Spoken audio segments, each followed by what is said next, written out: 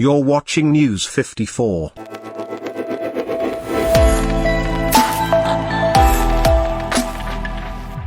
What is state capture? State capture is where the people in power compete with citizens for scarce resources, where the people in power use their position to advantage themselves to get business unfairly, where people in power allocate resources to projects where they have an interest.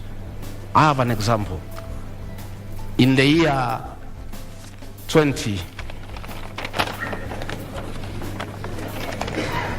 I want to tell you what is state capture and conflict of interest.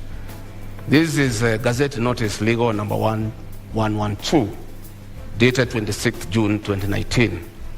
In the exercise of powers conferred by Section 106 of the Stamp Duty Act, the Cabinet Secretary of the National Treasury and Planning, on the recommendation of the Cabinet Secretary for Lands and Physical Planning, directs that the instruments executed in respect of the transactions relating to the merger of NIC, PLC, and Commercial Bank of Africa shall be exempt from the provisions of the Act.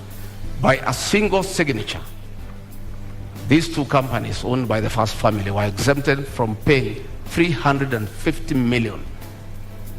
These are rich banks who have made money from domestic borrowing.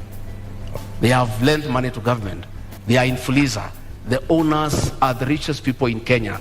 They were exempted from paying 350 million, money that can put up 35 level 3 hospitals in Kenya.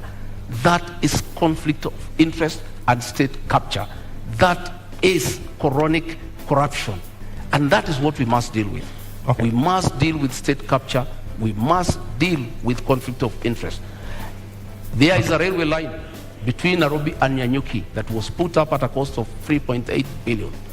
That railway line serves one company that supplies fuel to Nyanyuki. All right, Honorable Gachagua, thank you very much for this. Unfortunately, I cannot authenticate this document. You asked me what is state capture. I'm giving you time, but I cannot authenticate the document that you just read right now. So I've seen in a manifesto that you would put a commission to investigate these bribes. Would you go after the first family?